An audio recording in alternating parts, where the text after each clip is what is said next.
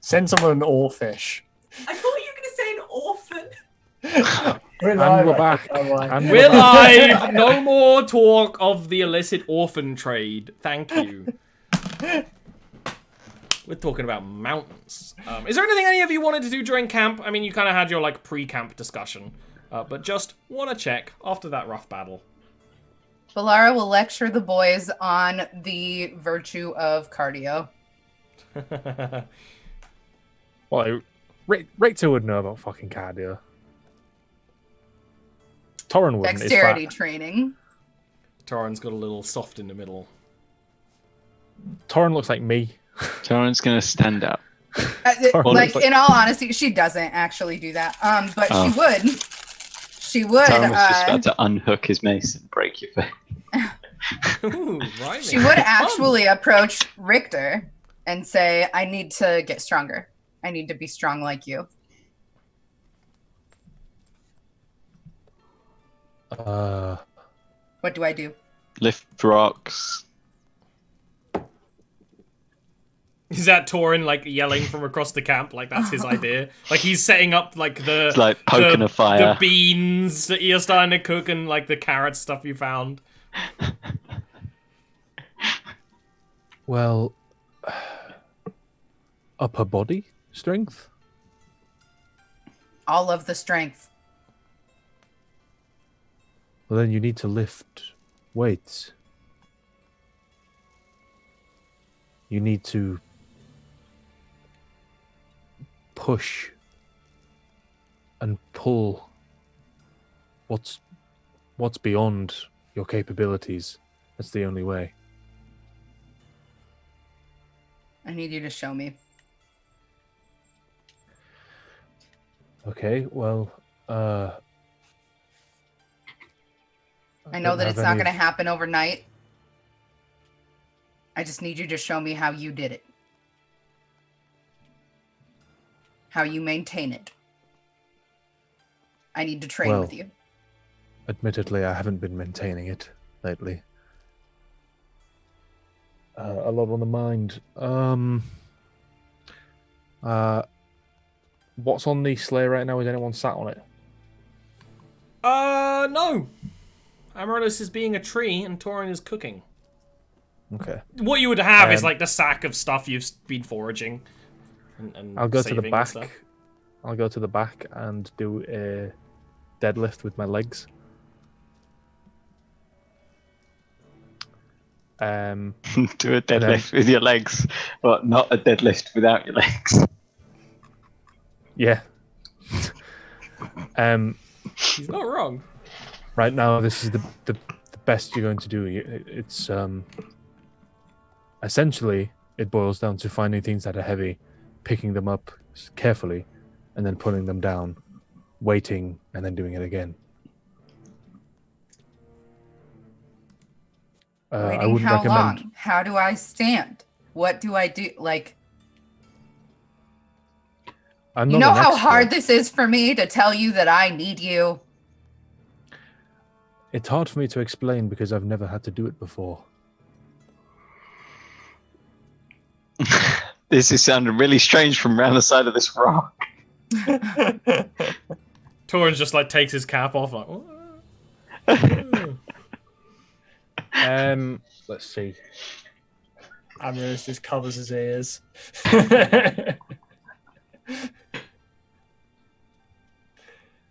I'll take like a foot of rope. What about this, Richter? Huh? What if you start maintaining again?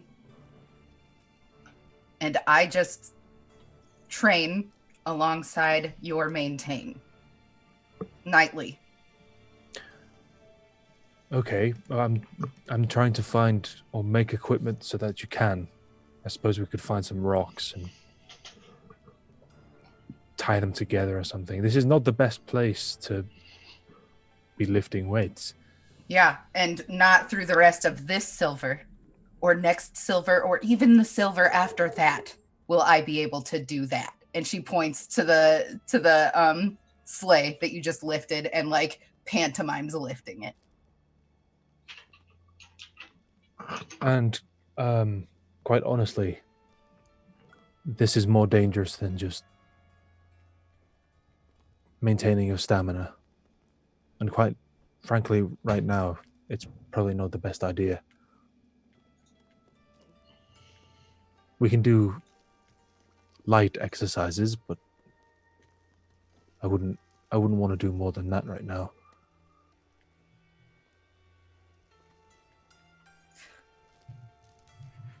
A journey starts with a single step. That's true. Whatever you're willing to show me, that's what I'm willing to do. Every night. When I'm not hunting or scouting. Okay. Give me a day to think. Thank you. You're welcome. Okay. The next day of travel is much like the others. Balara finding little areas of forage away from the main path that no one else has noticed. Around midway through your day of travel, you hear the noise of motion, and actually on a path lower to yours. Your path is essentially on a cliff over this other trail. You see a fairly large group of Minotaur traveling. Some of them are quite shaved. The areas they're shaving on their body is very deliberate. And they're mostly large, but these are mountain Minotaur. These are the ones that get to like 12 feet. And beyond it, honestly. All clearly traveling together. Armed, but not, like, aggressive, if you know what I mean. Ready for anything that might come their way. There's such a large group of them that there's actually one of them with, like, drums around their neck. Keeping the beat going with the with the drums.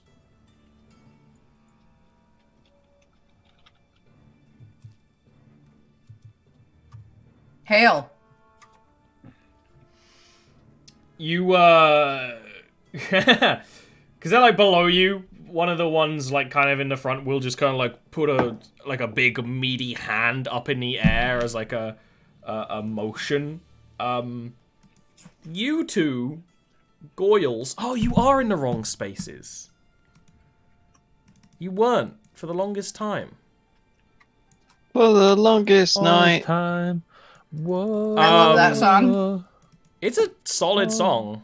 Hello, I'm Banger. Dean Cutty, and I'm a knobhead, Hello. and my name is Dean. I'm Neil. Would you like to see my cat for the 50-cent time in the? Oh, you can't go there. You How can't dare go you go there. after my child like that? Look, it's a little cat.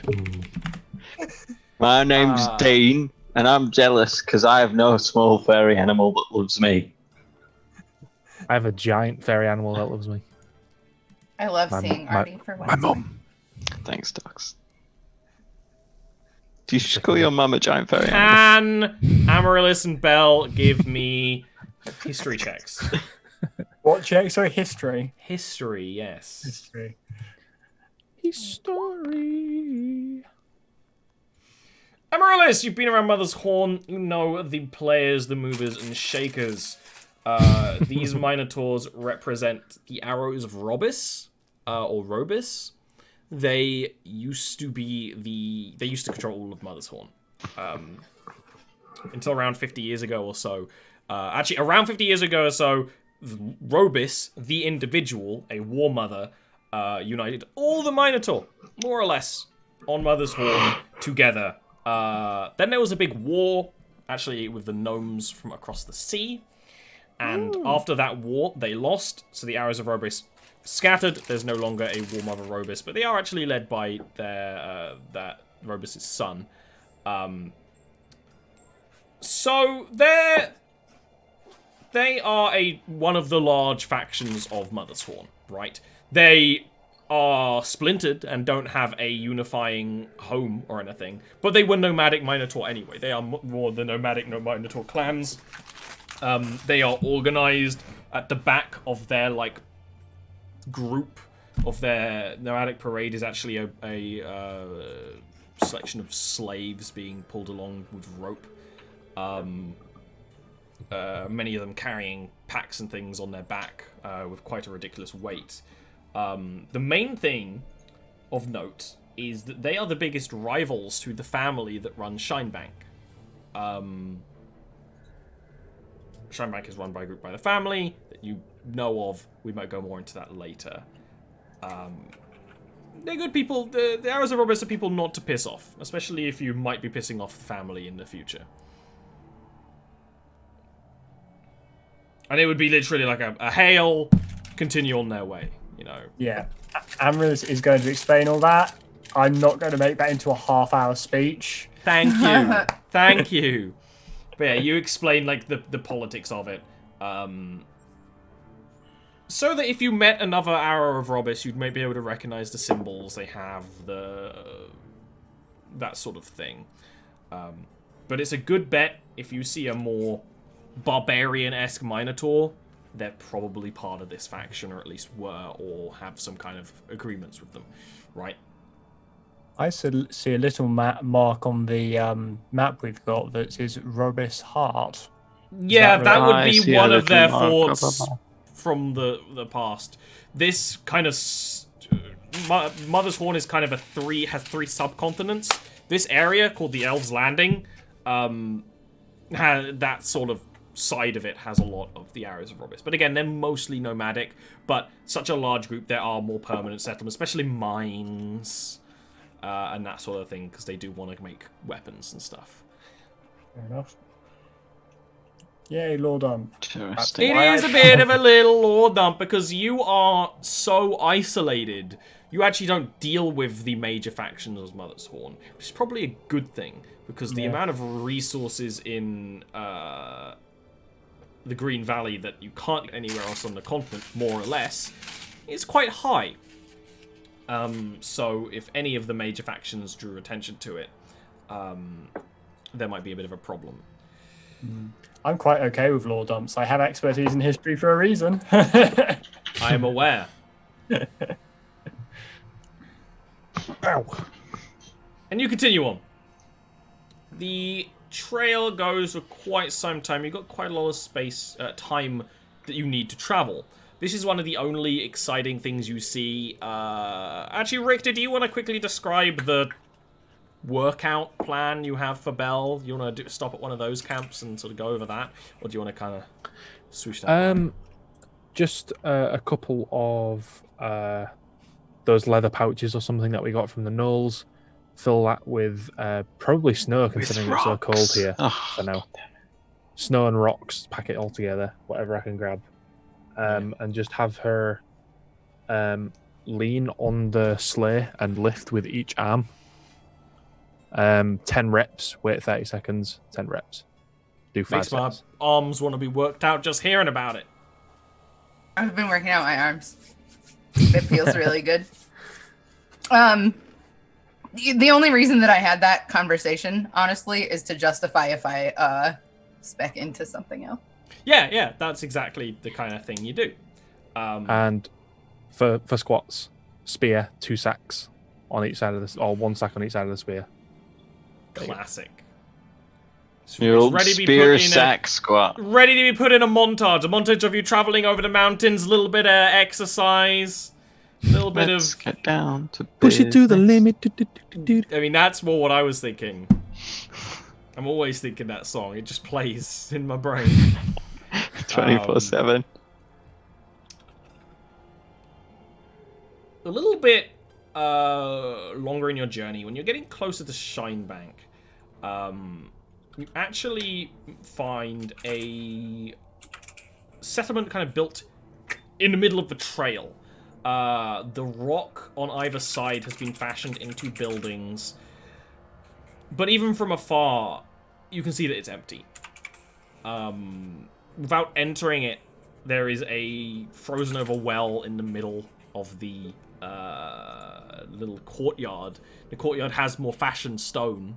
And it just kind of sits there alone and empty. And it's weird, you don't see like a permanent settlement up here. You don't see many permanent settlements at all in Mother's Horn. When you do, it's of course of note.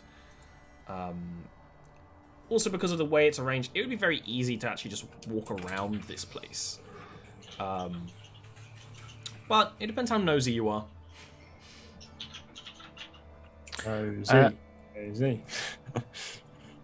For as far as Richter's concerned, he just wants to keep going. But it's up to these guys. Strange place to have a settlement, really. Could be a safe place to buy some food, though. We don't need to spend gold on food. We get food for free. Until we don't. I'm not saying you're doing a bad We job, never Belle. won't.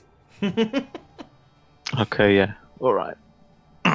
People don't starve. Never mind. I would look to Amaryllis and under my breath be like, leave it to Torn to worry about starving when we have a sleigh full of anti-goat. I'm sorry, what was it called? It's called a mamphalope. A mamphalope? I can give you the Okay. spelling. I would like that. Thank you.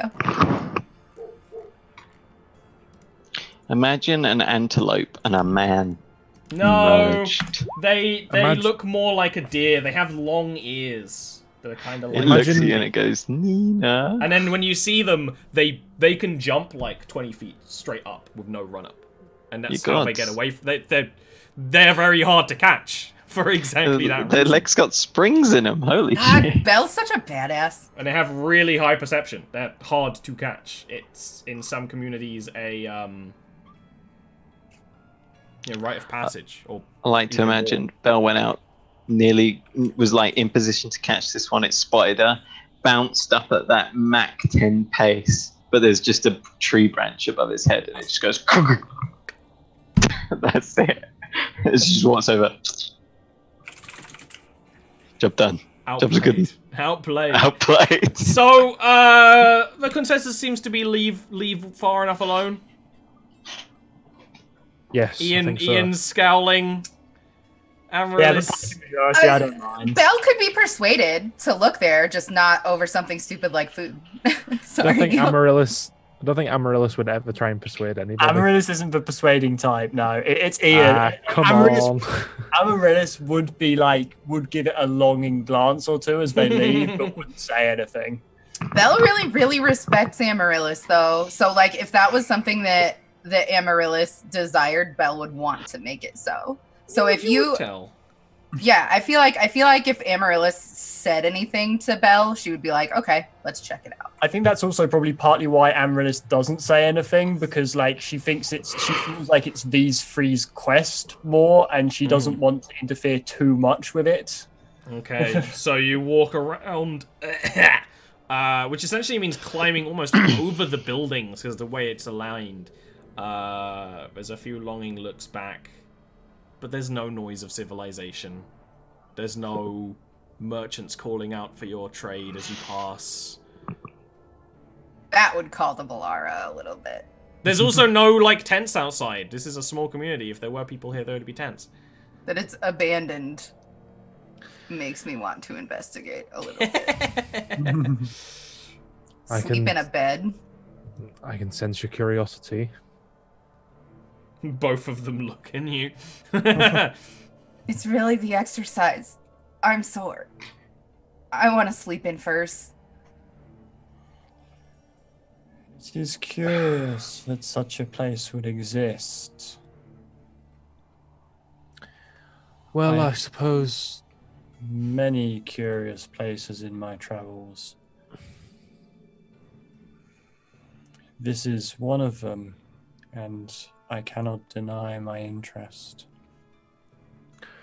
Well, to be fair, if something piques your interest, Amaryllis, it must be worth at least taking a look at.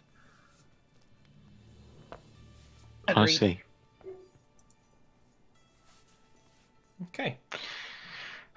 piques old Amaryllis's interest. Oh, let's go. Piques Torrance. Oh, no. Now, we can't Torin, go if you there. had We'll have enough argued to eat. that, I would have been behind you. Well, some of us need food to live, not curiosity. I no tapped offense. the wrapped No up offense, meat Amaryllis. in the sleigh. We have food. You realise Any more than this would go bad. You realise that meat isn't a healthy diet. So you're having this nice loud argument as you're traveling into this abandoned settlement. Always a grand idea, and I imagine with the kind of blessing, it actually ends up being Amaryllis and Richter traveling in first. This settlement is really not much more than the courtyard and chiseled out space in the mountainside either side to it. The road travels right through, which is why you have to go round it. So smaller than Cornucopia? Yeah. It really is like a marketplace. Like a little trade stop kind of place. There appear to be buildings built into the stone, or like doorways built into the stone as well. But those look either kind of like half caved in, or, you know, the stone is kind of resealed up around the door. But you could probably get into one of them with a really tough shove or something. The sides, which aren't affected by the weathered winter, have anything of worth would have been looted, but there are like the remains of stalls and like drying racks and things. Noticeably also, anywhere where there's soft enough earth, there's graves. Quite shoddy. I think I've quickly seen made enough. Graves. I can sleep on the sleigh as we move away from here. Torrin would, this is more his sort of thing, step forward and like place a hand on the grave. Like, is it marked? Is the earth fresh? Like, Why don't you give me a...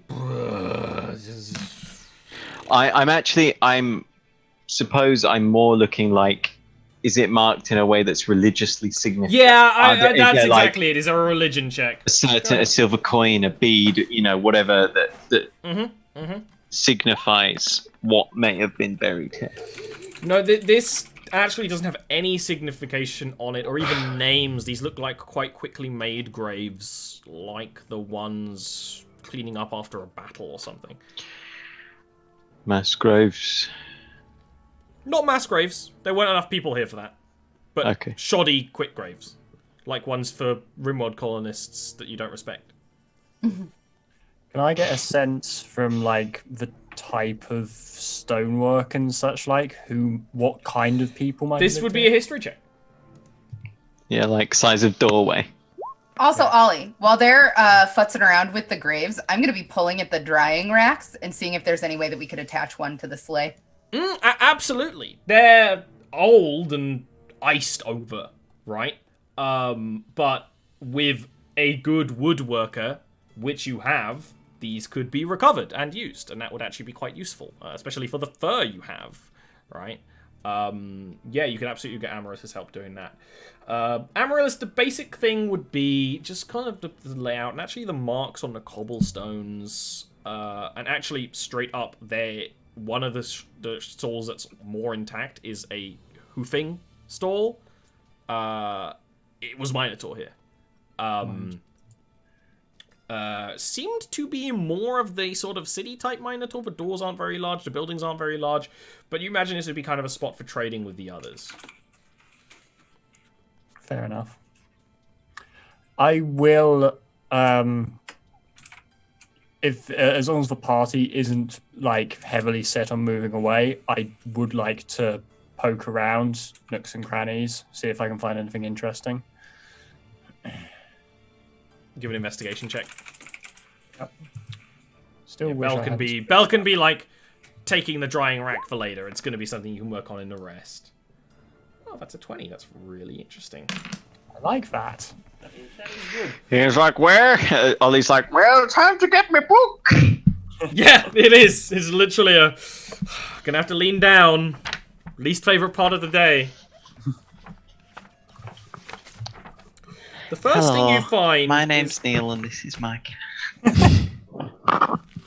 The first thing you find, you know, you're looking for places that haven't been touched. This is on a trail. People have already looted it.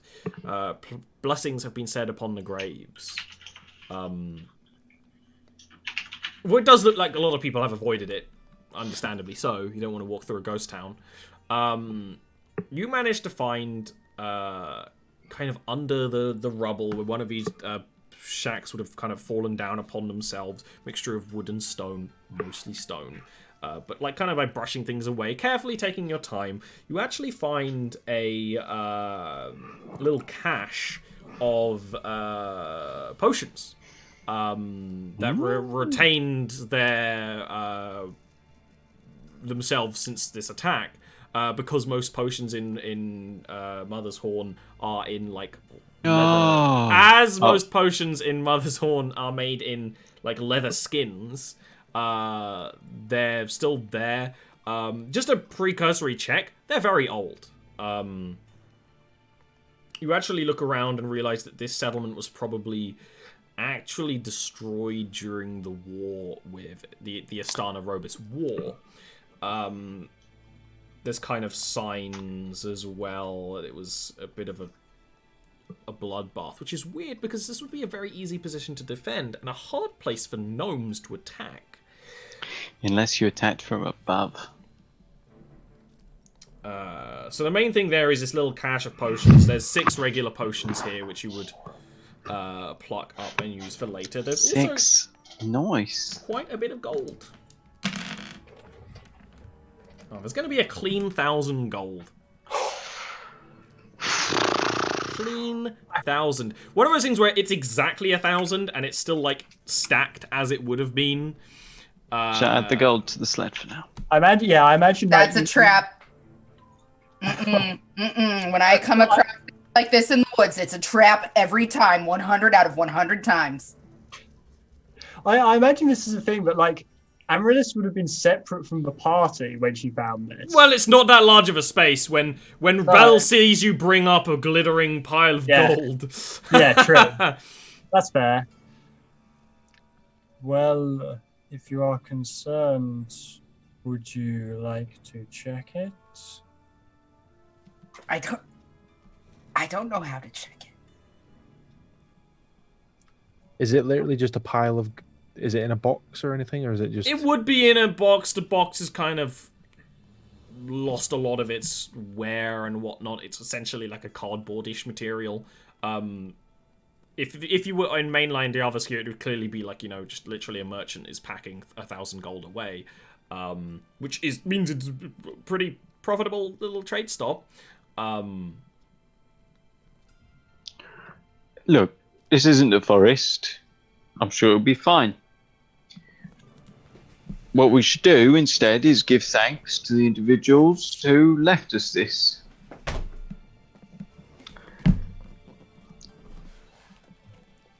Torin will begin a prayer to Ing.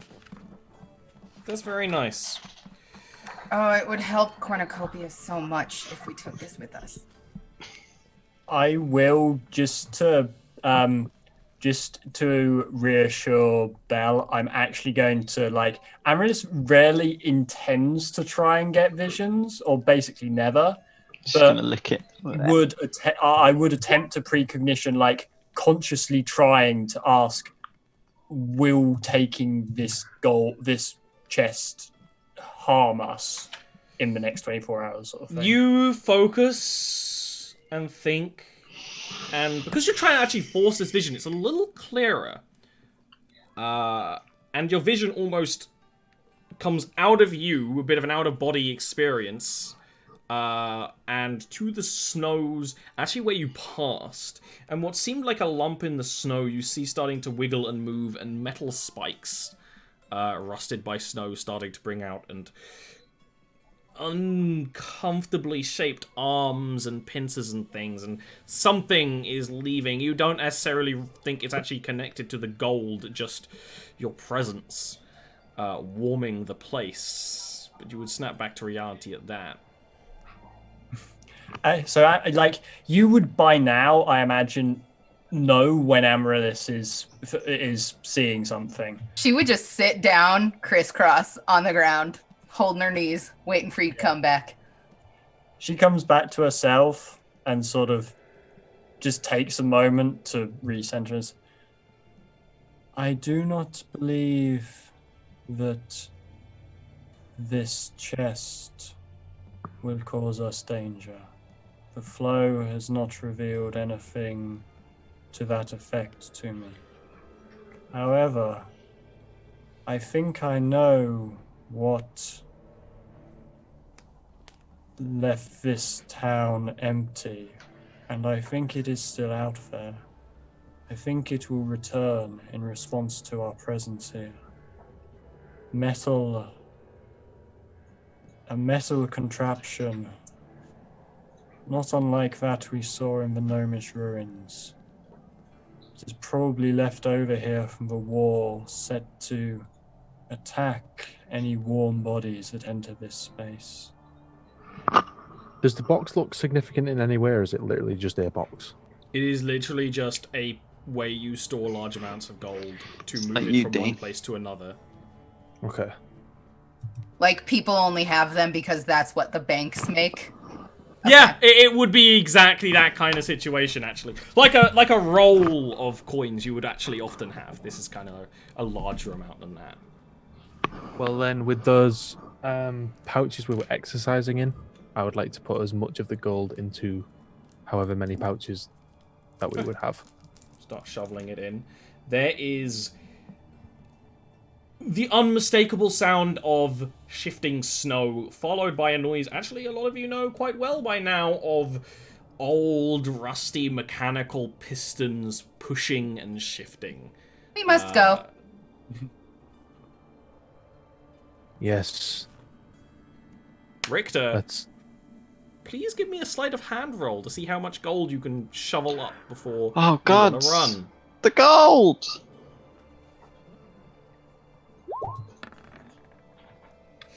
I'm gonna. Yeah. Okay. I know I'm Very probably- real, like, quickly, like, Richter, you have, like, this, or there's, like, a pause, and you kind of think, it's like, why don't I just take the box? And kind of shove it under your arm and start running. I just altered Richter's mind. Why doesn't everyone give me athletics rolls? Oh, here we go. Here we go, lads. Doxy has to roll with disadvantage because she's got a build-up of lactic acid in them. No, it's not that bad. I already have Oh, athletics. Actually, hang on a But- minute. I'm not allowing this. We're getting out of here. Rapid use. Amaryllis doesn't want to mess around. Okay. Amaryllis like, bing! You actually have a horrible vision, Amaryllis. You see this creature almost like a crab or a lobster crawling out of the snow and straight up just like pincering Balara to death. Got a lobster. Oh my God! It And pinches the lads. grabbing Richter at the same time. You put as much focus as you can into altering that reality and making sure it doesn't happen, which does weave fate enough for the lot of you to get onto this sleigh and like, you can look back, you can see this thing. The reason why I describe it more as a lobster because it's very close to the ground and kind of almost snakes, piston legs. Because my boyfriend's name is Rocket Lobster. That's all. Just kidding. Well, it may be rocket powered. That is a funny coincidence and definitely not Freudian in any way. The thing kind of leers towards you, rising up, and it's literally just like a push with the sleigh, and you just send it down, like using the momentum of the mountain, and like slide down away from the The poor thing. wolf is like running in front of it, like I imagine you'd straight up just like up the scoop, Yeah. scoop up the wolf and send the sleigh down the mountain, leaving the clockwork beast. You can see it up there. You see its silhouette. kind of like it venting like gases and steams and things. Nah. Get back here. I'll get you next time, you damn kids. Get off my lawn.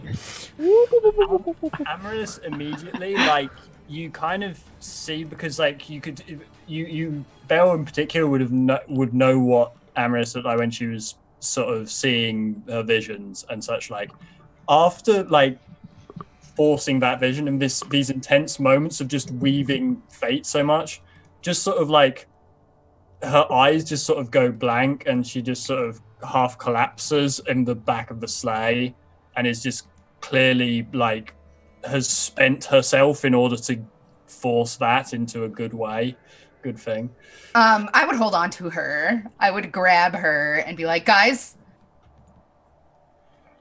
You grab her and be like, oh, too much dead weight. Go faster.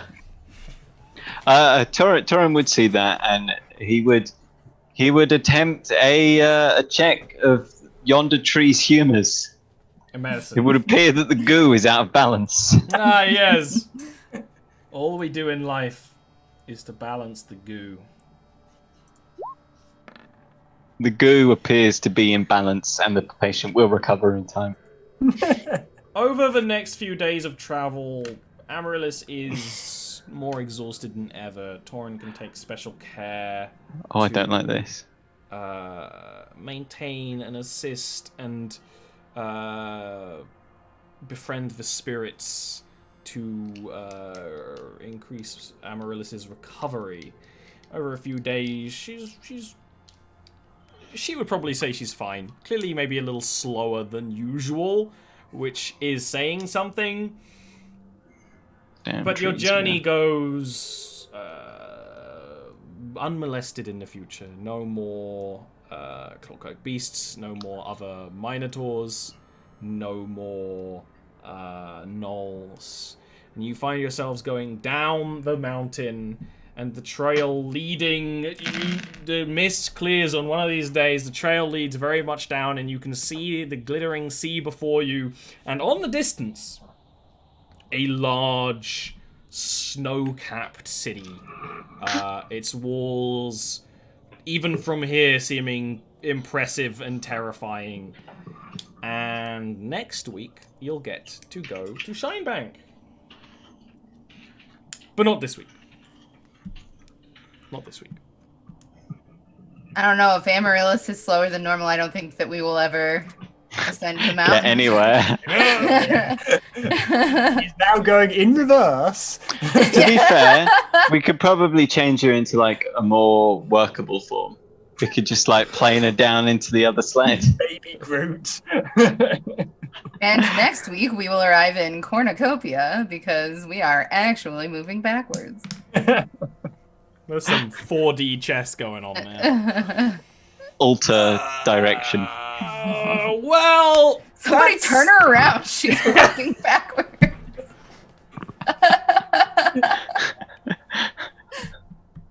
I'm sorry. I'm done. I'm sorry. You're never I'm done. not done. Yeah. Correct. I'm a fucker always. Well, why don't we talk about ourselves, starting with the primo maximum fucker himself, Neil. Hi. Good job there, Jack. Welcome to some primo maxry fuckery for the last 4 hours. I've been your host of Primo Maximum Fuckery, Neil. You can find me. Look, are you wanting to tell me that you host Primo Maximum Fuckery? Good point. Yeah. Right. Yeah. You can find me here for this, where we climb mountains and kill gnolls in self-defense. Yeah, absolutely. There's no And you even a can doubt about also that one. find me. I genuinely tried to avoid Yeah. that. Yeah, no, It you was did. self-defense completely. To be fair, we did try to avalanche them first, which arguably is not a non-aggressive. They also Just wanted to eat you scare 'em anyway, away. so Yeah, I mean, who doesn't want to eat Doxy? you don't want to get in the way between a gnoll and their meal. You can also find me on Twitch.tv/Delric. where I am a king or a ruler in a kingdom and everything's going to shit. Literally everything that can go wrong is the dead walk. Great. Lovely. Oh, and our advisors have left us. Some of them. Who needs an advisor? Oh God, we do. They have penalties if they're not in the roles. God. Sounds fun. Another source of strenuous fun is Dean Cuddy. Hi everyone. If you follow me on Twitter, you may notice that I have put down my guitar for good, and I am now a rap artist. Please don't call me Dean Cuddy anymore. My true name is Dean Slizzy Wizzy.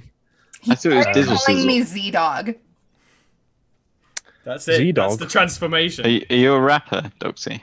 No, he is. Well, you Amazing. don't get the respect of having a rapper name, though, if you're not a rapper. My rapper name is Fatty Z-Docs. Thanks. If you would like to know just how terrible my channel has gotten lately, I will tell you the metrics on this new video. Ranking by views, 2 out of 10. One's better than that. Views, 63. That's an 869% increase from the last video. Fuck.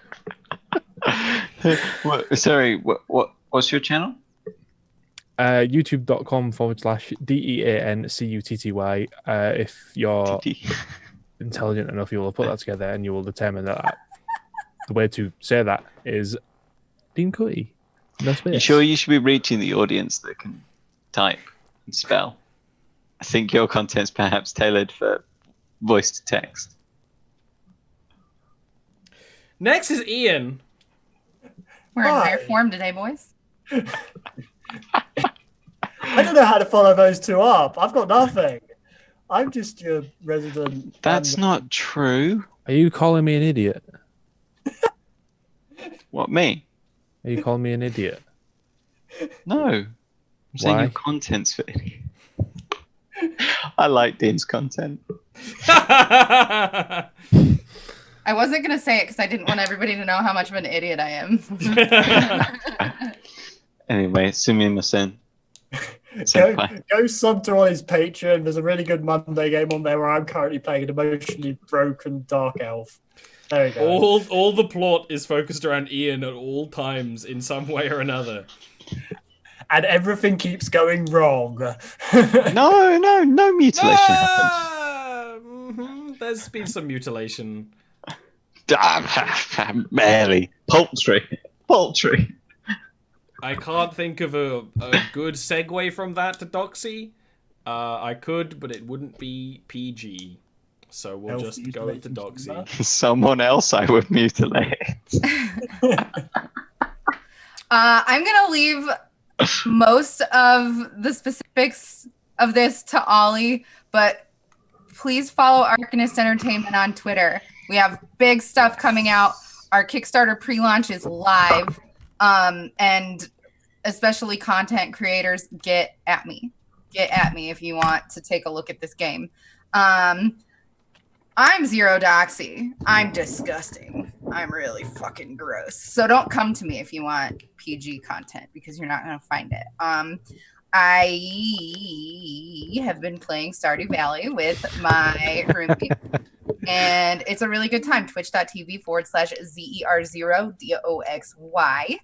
You sounded like Nazeeba. I don't know what that is. I do! But really what I want you to focus on is Arcanists. This is something that we're all very excited about, and you will be too once you know exactly everything that's going on. I promise you, this is the coolest shit. Dean played. Doxy, What? what's Arcanist? Take it away, Ollie. Arcanist Entertainment is a entertainment and content company started by me, Josiah, Will, and Doxy. That is, of course, Will and Graham. Recently moved into my Animal Crossing village as a hamster who's a nerd called Graham. Fits so well. Arcanist Entertainment, if this goes well, we have our Kickstarter. This is essentially going to be the future for us, moving up in the world, making bigger things, better things for a larger audience. I love making. Had a salary. Make it so that I have a salary, guys. We'll actually be paid for the ridiculous amount of time we put into these shows and this content and the acting and all of those sorts of things. When it comes to the Kickstarter, all the likes and retweets and posting on Facebook and Reddit. On Reddit. Basically, every way you can get these things out into the world helps us. This is what you, as this small cult of mine, has been designed for all this time. Now's your moment. Tell everyone you can, especially when the Kickstarter goes live this Friday. Like I said, Schism is going to be a tabletop board game, war game, that if it goes well, we're going to make a whole lot of it. And it's going to be really, really fun.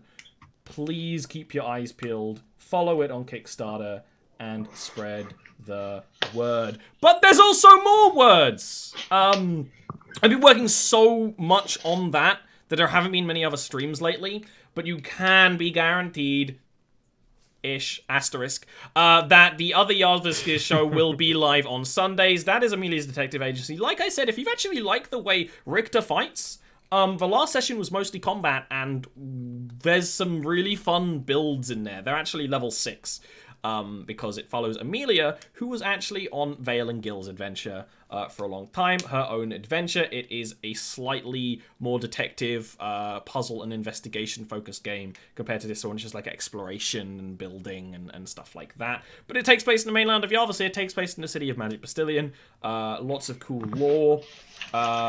If you want to talk more about Schism and Jarviskjir on my chill streams is the best way to do it. I am going to try and get back into doing that. Of course, it's tumultuous times right now for all the reasons, plus more that are obvious. So please follow my Twitter and get on my Discord to hear more about when I'm doing other stuff, and I would always, of course, appreciate everyone being there for that. That's it. We will see you next time, where we'll get to be in the city of Shinebank, which has been a long time coming. Maybe we'll all get addicted to the bright lights, the city, and the convenience, and we'll never go home. Big Apple. That's just it. We'll just leave it. Cornucopia. Man, can you imagine? Woo. Stranger Things. We're all gonna get hooked on drugs. Someone's gonna be like, "Oh, would you like a drink?" It's gonna be spiked, and that's it. Richter's gonna be like, "Peace, Mum. Sorry you blew. Bye."